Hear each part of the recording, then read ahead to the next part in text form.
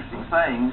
There's one interest that I'm sure that you have that surpasses all of those things, and that's your particular condition. If you're hurting, if you're sick, if you're suffering, if you're despondent, if you're happy or whatever, that's very important to you because that is you, and we want to pray for you. We want to share your joys and share your laughter and share your tears and whatever, and all you have to do is pick up the phone, 804-420-0700. We're here because we care very much about you.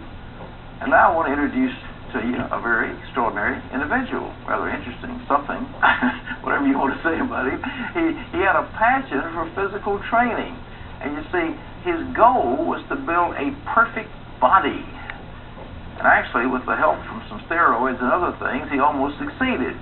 But while Tom Gill could control what people saw on the outside, he was progressively losing his grip on what really mattered. Here's his story. It was more than just a healthy lifestyle. For Tom Gill, bodybuilding was an obsession, his ticket to conquering insecurities and the acceptance of others. It boosted my ego tremendously, and I took it upon myself as I was doing it, and that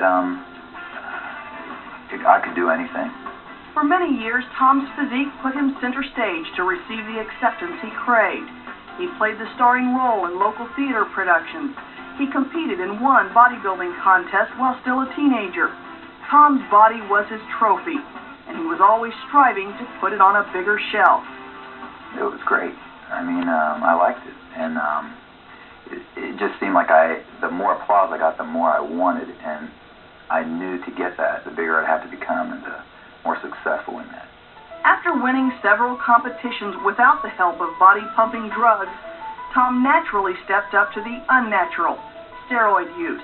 The drugs did enlarge his physique, but they did nothing to quiet the insecurities lurking beneath his model body. The biggest I'd ever gotten, there was probably more insecurity in that. And I believe that the insecurity just grew right along with the physical and mental attitude. Tom continued bodybuilding through a short stint in the Army. During this period, Tom also experienced a failed marriage and consequently a battered sense of self-esteem. Tom decided to boost his ego the way he always had, going front and center stage, this time as a male stripper. I think coming off of an unsuccessful marriage, I wanted the female, the applause and things like that to kind of get that insecurity about where I'd failed in the marriage. Just the applause of women and also money. I wanted to make as much money as I could make. And for a while, Tom had it all. The adulation of women, the applause, the money, and the seasoning that goes along with the lifestyle, drugs and alcohol. But none of it filled Tom's needs. It just intensified because of the emptiness, I guess. I was trying to achieve a little more, and something wasn't quite there, so I would take in the drugs, take in the alcohol, and the more fame or the more glory I would receive, the more drugs, and the more insecure I'd get. For a while, Tom quit dancing, got a job at a local health club, and tried to be a good person. He even had a desire to live for God. He just didn't know how to do it. I tried to go to church. I was trying not to cuss. I was trying not to go off with other women. I was trying the best I could to do it for God and to do it for, at that time, my fiance, and trying to do it for my family, trying to do it for all these fours, and it drove me even more crazy because I could see, well, I guess I'm not that good of a person. Tom went back to stripping, but not before Christian friends gave him some music to listen to and a Bible to read. Tom was particularly touched by the music of Christian recording artist Carmen and a song called This Blood's for You, telling of Christ's death on the cross. When I listen to This Blood's for You and think about what Jesus did for me, and I guess it just started becoming real to me and how he could still love me and go to the cross and still love me after what I was doing and letting down. Tom began reading his Bible, quietly, on his own. But even without guidance or total understanding, it began to dawn on him that these pages contained the answers that he had been looking for all of his life, and the love that always seemed to be just beyond his grasp. I guess looking back, it's true. It's all we look for is Jesus' love. And you didn't have to dance for it. You didn't have to bulk for it. You didn't need steroids. What did it take?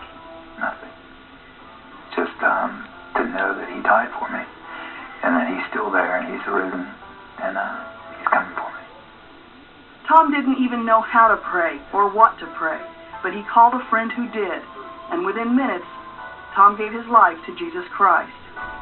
I had sought everything I could seek. There was no place for me to run and hide and go. It was the prodigal. I had spent everything. I didn't know what else to do, and I knew when I knew Jesus is real.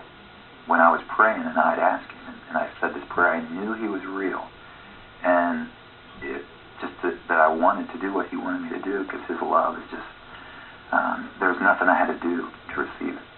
In recent years, Tom has found a peaceful balance in his bodybuilding.